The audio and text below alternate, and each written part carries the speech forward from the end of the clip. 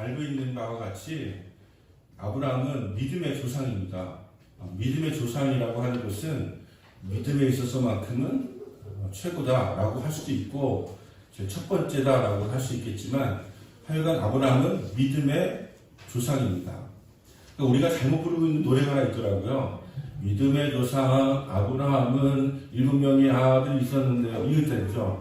7명 어디 있어요, 아브라함? 한 명 못 가져가면 그거 나 어렵게 하려고 쳤는데 레크리션한테 그러잖아요. 믿음의 조상 아브라함은 7명의 아들이 있었는데요. 그 중에 하나 키가 크고요. 나머지는 작대요. 오른팔 올려요. 왼팔 올려요. 그러죠. 그러니까 아브라함이 7명의 아들이 있다는 것은 어떤 레크리션 강사가 만들어낸 것이 절대 성경에 있는 것은 아니다 하는 것이죠. 믿음 조상인데 오늘 가만히 보면 믿음이 참 없는 아브라함이죠. 믿음의 반대말은 의심이 아니라 두려움이라는 말씀을 드린 적이 있습니다. 믿음의 반대말은 두려움이에요. 아브라함은 지금 두려워하고 있어요. 그리고 염려하고 있어요. 그리고 그 마음 가운데 허무함이 있는 것이죠. 이 허무함이라고 하는 것은 목적이 희미해질 때 허무함이 생겨나게 되어지거든요.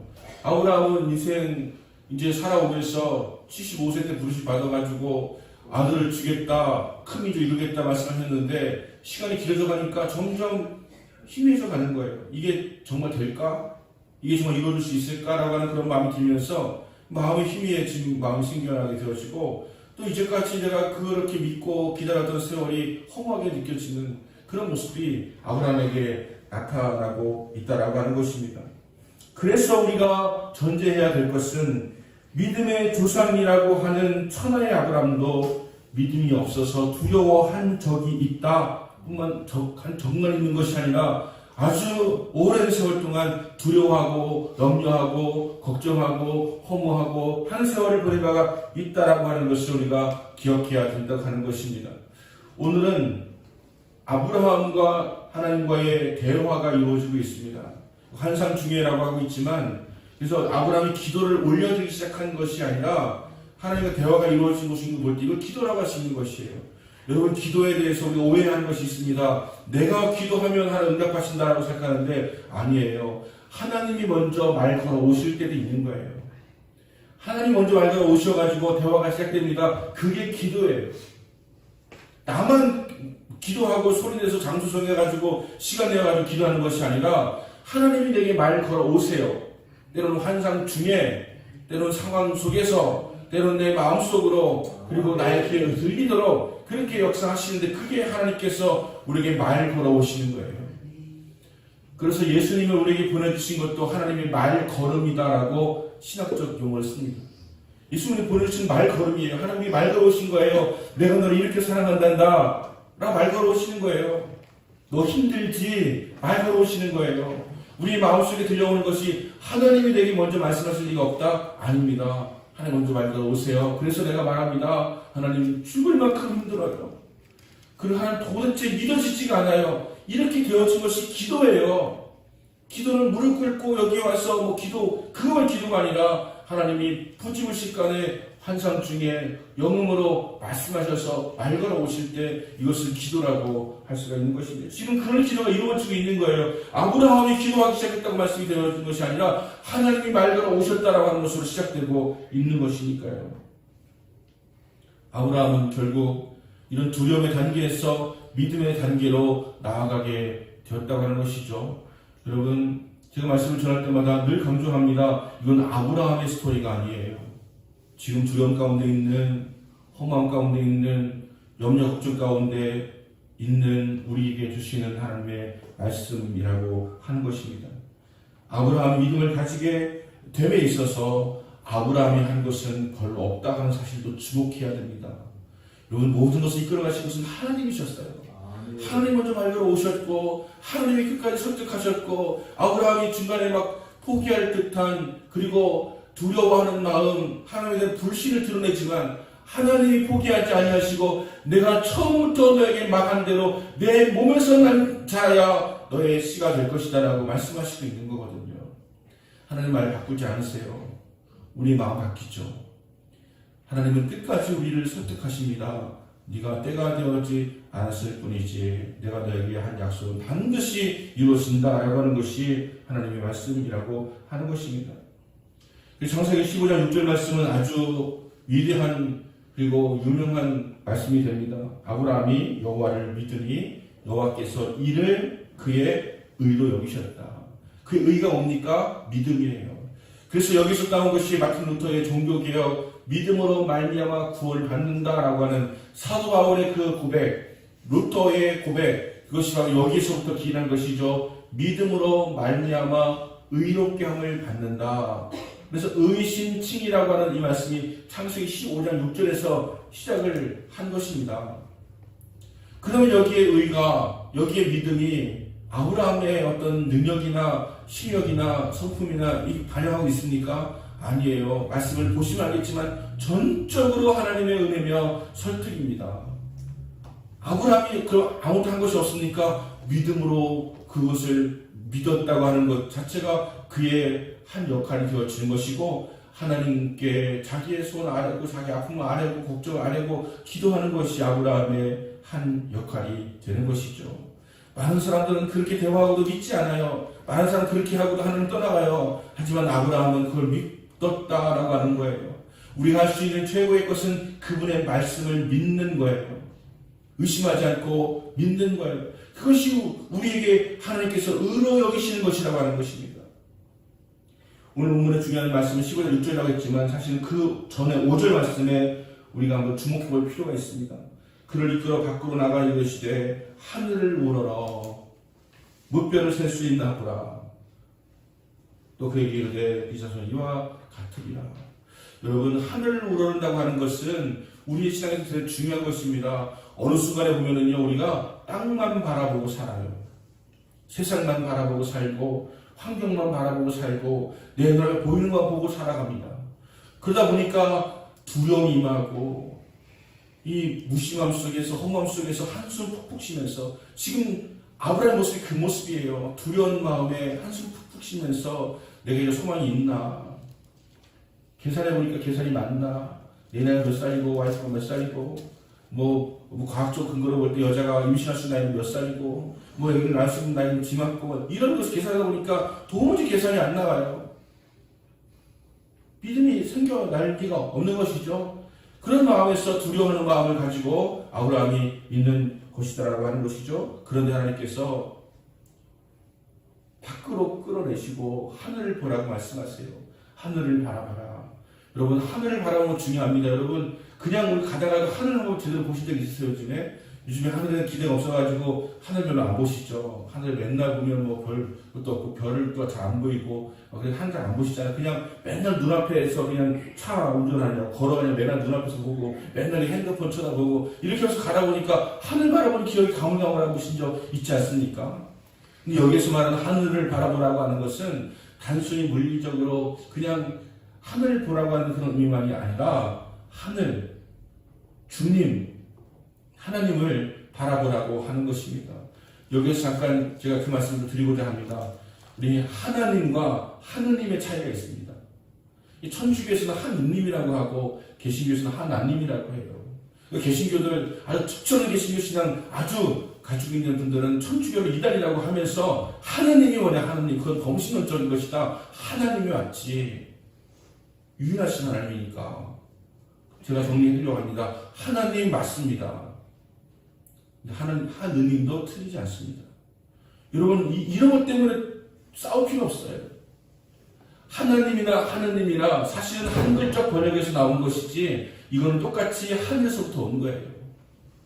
하늘이 여러분 국어 배우신 분들은 그 점 찍는 거 아시죠? 하하고 점 찍고 하날 뭐 이렇게 하는 거 아시죠? 그게 아도 의도 되는 거예요. 하나님도 되고 하느님도 되는 거지 뭐 그렇게 하고 난 다음에 이게 뭐 유일한 것이다 유일해서 하나다 이렇게 하는 것은 그것은 그냥 맞춘 거라고 볼 수가 있는 것이죠. 하지만 여러분이 하느님이라고 부르기 시작하면 여러분 사람들이 개종한 줄 알 것이기 때문에 하나님으로 부르셔야 돼요.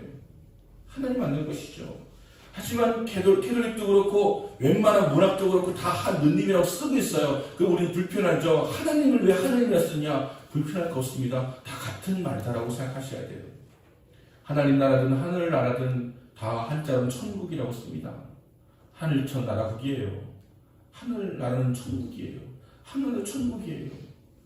천국을 말하면서 천국하면서 뭐 그거 갖고서 이렇게 다툴 필요가 없다. 다투심은 분명 본질적인 자격 갖고 다툴 때가 너무나 많아요. 하늘을 바라보라고 하는 것은 하나님을 바라보라는 의미로 볼 수 있다고 하는 것입니다. 여러분 요즘에 땅 보고 사십니까? 하늘 보고 사십니까? 하늘 보고 살라고 하는 것을 말씀하고 있는 거예요. 우리의 문제는 구원의 문제가 아니라 성화의 문제인 경우가 많습니다. 여러분 예수를 믿으면 구원 받습니다. 그런데 세상 사람들이 왜 요즘 개신교를 그렇게 별로 여기느냐? 성화의 문제죠.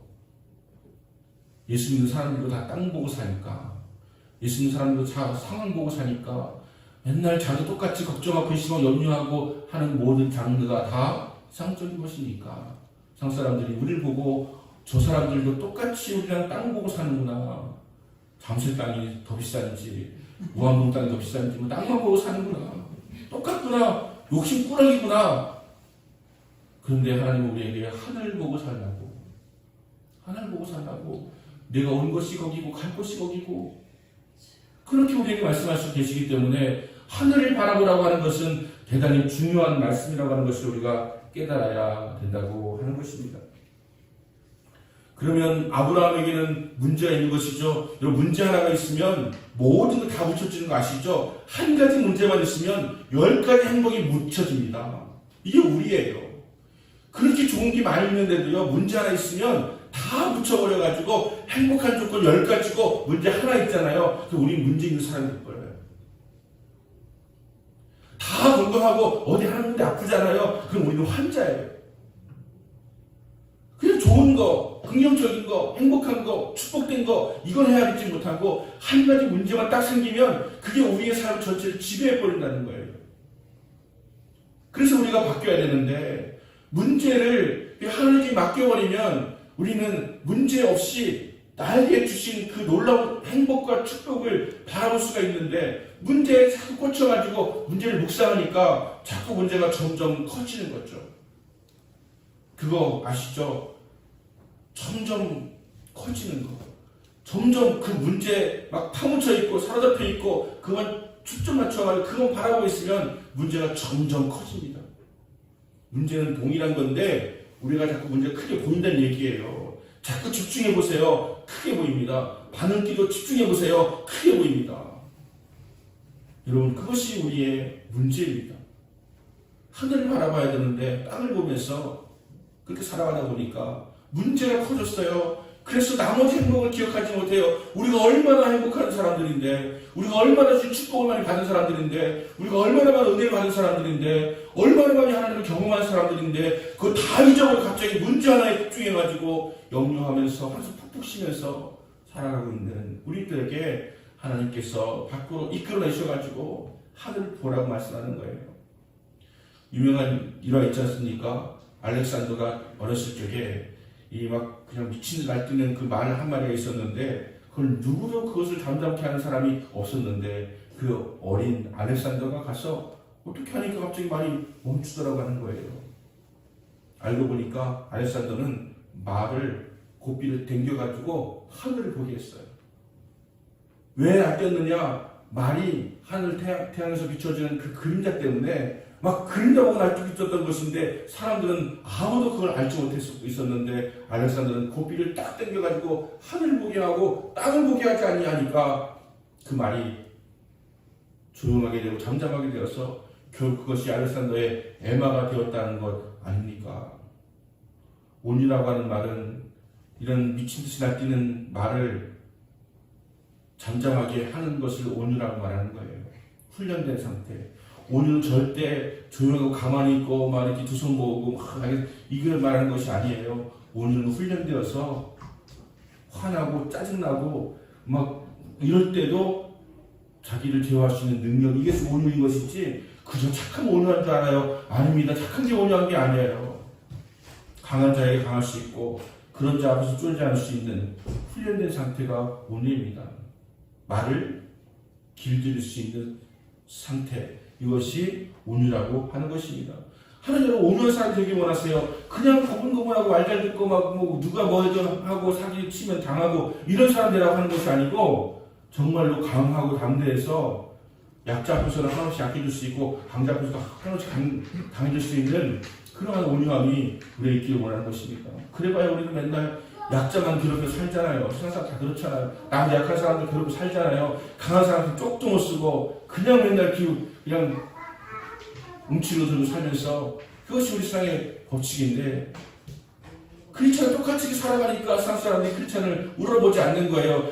예전에 그랬거든요.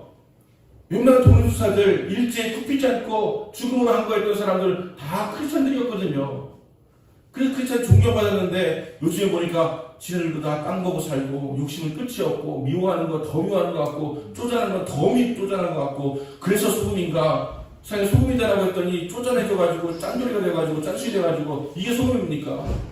그런 소금되라고 하는 것이 아니고 정말 병든 곳에 가서 그것을 녹여줘서 재미없는 곳에 들어가서 맛을 내주는 그 역할을 하라고 소금되라고 한 것인데 웬 짠돌이 짠술만 돼가지고서 믿는 놈이 더 심하다고 뭐 이런 얘기를 하고 있는 그런 것이 되어버리고 우리의 모습 아니겠습니까? 이럴 때 우리가 해야 될 일이 뭡니까? 하늘을 보라는 거예요.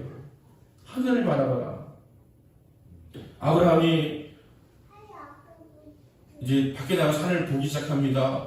1절 시작은 이후에라는 말을 시작하고 있죠. 이후에가 뭡니까? 아브라함이 갈대우에서 불러내면 받아가지고 가나안 도착해가지고 하나님 음성을 들으면서는 복이 그될 것이다. 그럼 이렇게 살면서 큰 부자가 되고 또 애굽에 내려가서 애굽 왕에게서 또 와이프를 속인 대가로 오히려 큰 부자가 되고 이렇게 와가지고서 조카로 떠내보내고 막 이렇게 또 가서 또 5개국의 왕들과 싸워서 이겨가지고 지금 와 있는 상태 이게 이후에예요.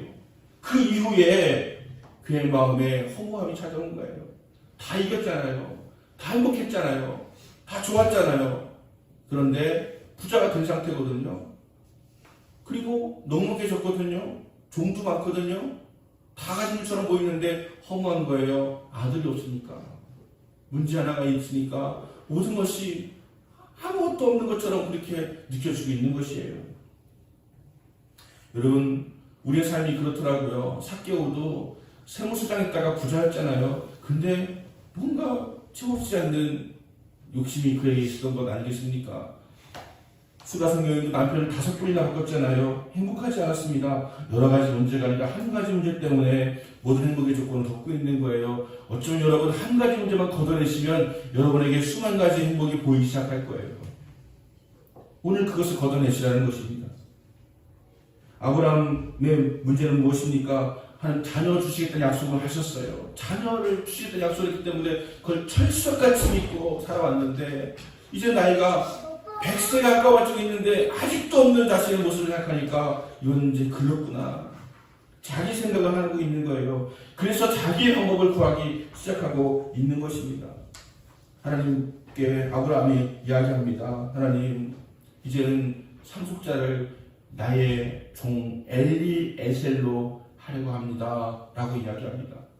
나는 지금 무자하오니 이거 무슨 말이냐면 하나님 주신다고 해놓고서 안 주시는 바람에 지금 내가 무자하오니 내가 다메섹 에셀을 나의 상속자로 삼으려고 합니다. 라고 하는 거예요. 그 당시에는 후사가 너무 중요했으니까 지금은 세상이 발전해가지고 수많은 인구가 있기 때문에 전부 다 덜하지만 아브라함이라고 하는 그 족속은 아브라함에게 후사가 없으면 끝나는 것 아닙니까? 그러니까 후사가 너무 중요한데 아직 없으니까 인간적인 방법을 하는 길을 시도하고 있는 거예요. 하나님 무자합니다. 하나님 안 주셨잖아요. 그러니까 제가 엘리에셀을 나의 상속자로 세우겠습니다. 라고 이야기합니다.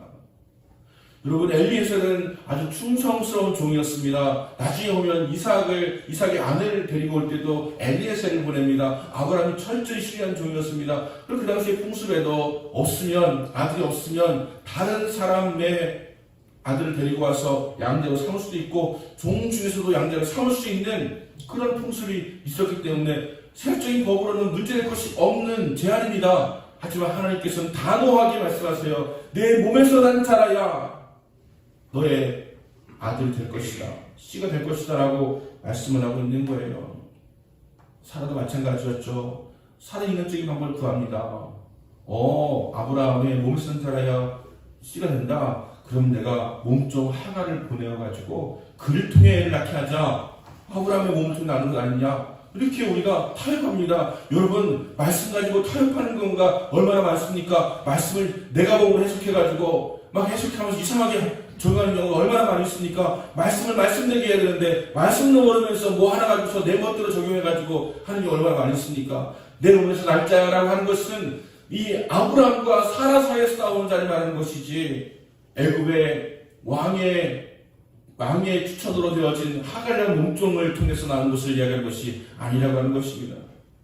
하나님 단호하게 말씀하시죠. 하갈과 그의 아들 이스마엘을 내쫓아버리라. 여러분, 그것이 오늘날의 아랍과 이스라엘의 갈등 아닙니까? 아랍의 선주가 바로 이스마엘인데 아랍은 아브라함이 자기 아버지라고 아직도 여기고 있잖아요. 그래서 이스라엘은 아랍이든지 간에 둘 다 조상은 아브라함이에요. 근데 버림받았고 유대인은 정통적자라고 주장하고 있고 끊임없는 갈등이 지금 이루어지고 있는 거 아닙니까? 누구 때문이에요? 아브라함과 사라가 믿지 못했기 때문이죠. 사라의 장만은 아니죠. 어쨌든 간에 같이 한 거니까. 그러니까 아기가 선 것 아니겠습니까? 아브라함도 큰 잘못이죠. 어쩌면 아브라함의 잘못이죠. 아브라함이 말씀하여 주신 건데 아브라함이 사라의 제안을 받아들였으니까요. 그것도 믿음이 없으니까 하지 않습니까? 그래서 이스마엘 나왔지만 하나님은 아니다라고 단호하게 말씀하세요. 하나님은 당신이 말씀하신 것을 주어 담는 경우가 없으세요. 반드시 이루십니다. 우리가 자꾸 딴짓하고 믿음이 부족해가지고 엉뚱하게 해석하고 그리고 타협하고 그렇게 하기 때문에 문제가 되는 것이죠. 결국은 하나님께서 그에게 임하여 이르시되 그 사람은 너의 후사가 아니라 네 몸에서 날 자가 후사가 되리라 라고 하셨다라는 것입니다. 여러분, 믿음은 우리에게 대단한 많은 인내를 요구합니다. 믿음은 그냥 한순간 딱 믿는, 그냥 믿어! 그러고서 저녁 되면 사라지는 그런 믿음이 아니에요. 믿음은 끝까지 믿는 거예요. 끝까지 믿을 때 그것을 진정한 믿음이라고 할 수 있는 거예요. 여러분, 지금 믿는 믿음은 죽을 때까지 믿으셔야 되는 거예요. 그래서 믿음을 지킨다라고 말하는 거예요. 믿음을 가진다라고 하는 것도 중요하지만 믿음을 지키는 것은 더 중요합니다. 지금 세상에 유혹이 너무 많아요. 그리고 너무 정보가 발달해가지고 여기저기 교회에 대한 요즘에도 무슨 뭐가 나오면 한국교회가 다 그런 것처럼 얘기해요. 깜짝 놀라요. 세종시에 일장 이고는 사람이 목사라면서요. 그리고 그 목사 그 교단 아주 쬐깐한 교단이고요. 그 사람은 앞에 사람 두고 하는 게 유튜브로 하는 목사예요. 그냥 집 혼자 하는 목사예요. 근데 대한민국 목사가 다 그런 줄 알잖아요. 사람들이 댓글을 하면서 거 봐라 목사 그렇지. 요즘에 껐떡하면 정명석도 나오고 요즘에 또 뭐 무슨 어디 이제 나온다면서요. 또 이단의 그 성추행으로 들어간 사람도 이제 나온다면서요. 다 목사 다 그런 줄 알고. 여러분, 세상이 다 그렇게 여기고 있는 세상이기 때문에 교회 다니는 게 부끄러워질 듯한 그런 세상이에요. 아직도 교회 다니냐? 이런 말을 듣는 수 있는 그런 세상이에요. 뭐하러 믿음을 가지냐라고 하는 세상이에요. 믿음 가지기 자랑스러워요. 다니잖아요. 여러분, 큰 교회 다니시는 분들, 혹은 큰 백화점, 큰 은행, 큰 회사 거래하시는 분들 왜 그래요? 믿음직스럽고, 거기서 했다고 하면 사람들이 그냥 좋다고 이야기하니까. 그냥, 자랑스러우니까. 근데 교회가 자랑스럽지가 않은 거예요. 교회가 욕을 먹고 있으니까. 세상 사람들이 우리가 딱 알아듣는 브랜드를 이야기하면 거기 샀어 대단한데 이렇게 할 수 있는데 교회에서 사람들이 교회를 다닌다고 이렇게 세상 사람이 이야기하니까 우리 갑자기 쪼그라들어가지고 자식이 말도 전도는 못하고 다닌다는 말도 못하고 밥 먹을 때 기도하는 것도 1초 만에 하고 이렇게 하는 이유가 뭡니까? 교회 다니기 부끄러워요. 그럼 믿음 지킬 수 있겠습니까? 어렵죠. 여러분, 그런 불구하고 당당할 수 있어야 되지 않겠습니까? 당당하셔야죠. 당당하셔야죠. 주님께서 끝까지 믿으라고 말씀하시는데 우리가 믿음을 지켜내기가 너무나 어려운 세상을 살고 있다라고 하는 것입니다. 사람들은 믿음에 대해서 회의적으로 이야기해요. 믿음이 중요하냐? 지금이야 사람도 먹지 않은 세상인데 무슨 믿음이냐? 하늘 어디 계시냐? 지금 우주선도 왔다 갔다 왕복하고 갔다가 사람 돌아오는 그런 세상인데 무슨 믿음이냐? 이렇게 이야기하는 이런 때에 믿음을 지킨다는 것은 너무나 어렵습니다. 자꾸 우리는 본질적이지 않은 것에 집중하고 나아가는 거예요. 말씀의 본질인데 말씀이 중요한 것이 아니라 교회의 어떤 그냥 생활, 교회의 어떤 행태, 무슨 사업, 비즈니스 이런 것이 본질인 것처럼 그렇게 이야기할 때가 있습니다. 여러분 그렇지가 않잖아요. 말씀이 중요하고 예수님이 중요하고 십자가가 중요하지. 그건 비본질적인 것에 막 빼앗겨가지고 흔들흔들거리는 살아갈 때가 많지 않습니까? 아브라함은 지금 흔들거리고 있는 거예요. 이제 나이 들었고 불가능하고 화학적으로 아무 따져봐도 도대체 애가 들어설 가능성은 없다는 생각이 드니까 이스마엘로 할까요? 아니 뭐 사라의 그 몸종을 통해서 할까요? 아니면 엘리에셀을 할까요? 하라고 하는 타협을 하나님 하고 있는 것입니다. 근데 하나님께서 단호하게 말씀하시는 것이죠. 아니다. 내 몸에서 날 자라야 너의 후사가 될 것이다 라고 말씀을 하고 있는 거예요. 이 아브라함의 인간적인 시도, 여러분 우리도 인간적인 시도할 때가 많이 있지 않습니까? 그 하나님께서 인간적인 시도가 중요한 것이 아니라는 것을 분명히 말씀하고 있는 거예요. 하나님은 인간적인 방법이 아니라 하나님의 방법으로 이 모든 것들이 이루어나가기를 원하신다라고 하는 것입니다. 저는 지난번에 하나님의 열심이라는 특송을 불렀을 때 제가 박영선 목사님의 하나님의 열심이라고 하는 책이 저 인생책이라는 말씀을 드린 바가 있습니다. 거기에 나오는 이야기는 그것이에요. 하나님의 열심이라는 거죠. 아브라함이 그렇게 열심을 해서 하나님의 믿음을 꼭 지켜낸 것이 아니고 이삭도 야곱도 요셉도 다 못나고 부족한 것이 많았던 사람들이었는데 하나님이 포기하지 않으셔가지고 결국 그가 믿음의 조상도 되고 순종의 이삭도 되고 용맹한 다윗도 되고 했다고 하는 것을 말씀하시는 책이어서 감명 깊게 읽었고 지금도 제가 여러 사람들에게 추천해주고 심지어 제 살이 털어가지고 신학생들한테 읽으라고 사주기도 하고 있는데 정말 한 놈도 안 읽었더라고요. 이런 그 인생책에 기록된 것은 무엇이냐? 아브라함을 주목하지 마세요, 여러분. 이삭을 주목하지 마세요, 여러분. 하나님이 역사하신 거예요. 하나님이 아브라함을 통해서, 이삭을 통해서, 다윗을 통해서 역사하신 거라고 하는 거예요. 바로 여러분을 통해서도 역사할 수 있는 분이라고 하는 거예요. 아브라함이 잘나서 택함받은 게 아니고 아브라함도 믿음이 없었지만 택함받은 것이고 하나님 쓰임받았다고 하는 사실을 기억할 때 내가 못났어도 하나님께 나를 택하시고 나를 쓰시기로 결정하시면 나는 위대한 종이 될 수가 있다라고 얘기하고 하는 것입니다. 아브라함은 하나님이 찾아오셔서 말 걸어 오셨어요. 그리고 여호와 말씀이 임했습니다. 그래서 기도 응답을 주셨어요. 기도 응답은 하나님의 메시지를 기도 응답이라고 하는 거 아닙니까? 응답 잘못 해석하시면 안 돼요. 여러분 응답은 내가 원하는 것에 대한 것을 주셨다라는 것이 응답이 아니고요. 하나님이 주신 건 다 응답인 거예요. 아시겠어요? 내가 원하는 걸 구했더니 그걸 딱 주셨다. 응답받았다. 아니에요, 여러분. 하나님 저 대학 어디 갈까요? 그랬더니 한 뜬금없이 갑자기 파키스탄으로 가요. 이 응답이에요, 여러분. 근데 안 오는 거예요. 안 가는 거죠. 내 원하는 것에 맞는 대답이 올 때까지 응답 없다라고 얘기하는 것이죠. 아브라함이 구한 것이 어디 있습니까? 아브라함에게 주님 말씀하신 것이죠. 첫 번째로 뭡니까? 두려워 말라는 것입니다. 아브라함의 이름을 부르며 두려워하지 말라고 이야기합니다. 지금도 여러분 가운데 하나님께서 이름을 부르면서 두려워 말라고 말씀하세요. 보리마 두려워 말라. 두려워 말라. 왜 두려워하지 말라고 하십니까? 하나님 자신 있으신 것이죠.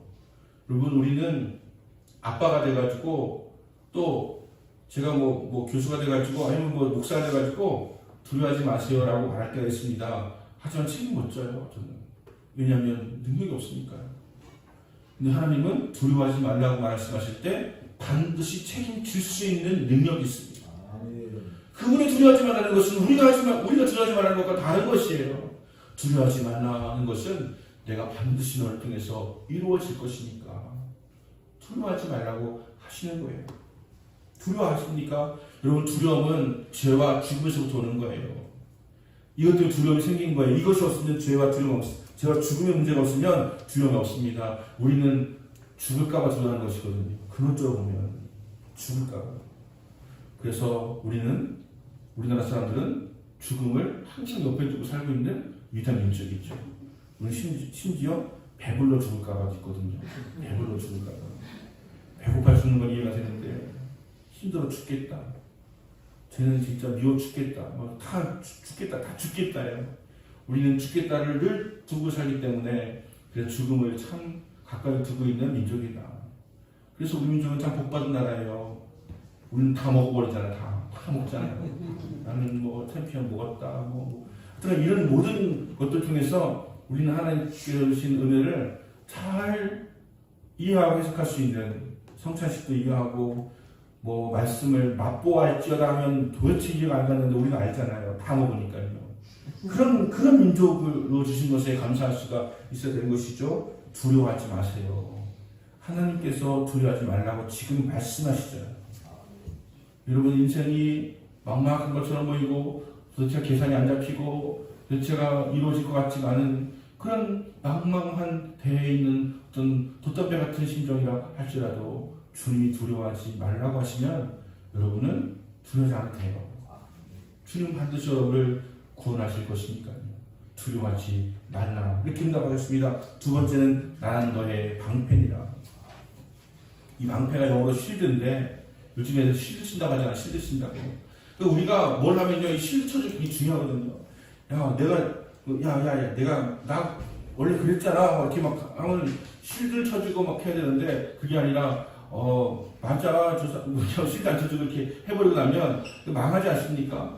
여러분 하나님께서 나는 너의 방패라고 말씀하세요. 우리 공격을 받을 때 방패가 중요하잖아요. 하나님께서 우리의 방패가 되신다고 말씀하시고 있는 것입니다. 시편 5장 12절에서 여호와여 주는 의인에게 복을 주시고 방패로 함같이 은혜로 저희를 호위하시리이다. 방패라고 하는 거예요. 너 걱정하지 마. 아브라함 영일강에 그 있었거든요. 다선국 연합국을 갖다가 이렇게 정치로 318명이 가시는 가지고 나가서 승리하고 돌아왔잖아요. 근데 싸우면요 꼭 그게 있습니다. 또 보복 당하지 않을까라고 두려움이 있는 거예요. 요 전쟁은 또 전쟁은 낳는 거예요. 전쟁은 낳기 때문에 그래서 끊임없이 무기 확장하고 막 세상은 점점 두려워져 가는 세상이 되어지고 말 것입니다. 아브라함이 두려움이 있거든요. 근데 하나님께서 내가 너의 방패다. 두려워하지 마라. 말씀하시고 너의 방패다라고 말씀하시는 거예요. 세 번째는 너의 큰 상급이다 하십니다. 기업이잖아요. 나의 영원하신 기업. 기업하면 우리는 딱 그냥 삼성, 대형, 현대 이렇게 이런 거 생각나잖아요. 기업하면 저는 미소조합 좀 생각납니다. 기업하면. 그런데 나의 영원하신 기업이 뭐지? 여기 기업은 유업이라고 하는 말로 해석하는 게 더 좋습니다. 유업이에요. 하나님께서 내가 너에게 한 나라를 유업으로 주리라 하시는 것이죠. 아브라함에게 이삭을 유업으로 주겠다고 말씀하시고 있는 거예요. 그래서 큰 상급이다. 너는 나의 큰 상급이다. 여러분 우리에게 가장 큰 축복이 뭘까요? 내가 오늘 김철환자 생일이어가지고 생일 선물 뭐 주지? 라고 생각을 했어요. 선물 없다고 소원하지 마세요. 선물 뭐 줄까 생각했어요. 그런데 진짜 큰 상금 뭔지 아세요? 서연이에요. 도연이에요. 도연이. 또 아내 김홍집사예요. 이보다 큰 선물 어디 있습니까? 거기다 오늘 특수까지 부르고 얼마나 아름다워요. 여러분 하나님 자체가 우리의 상급이에요. 성령 자체가 우리의 상급이에요.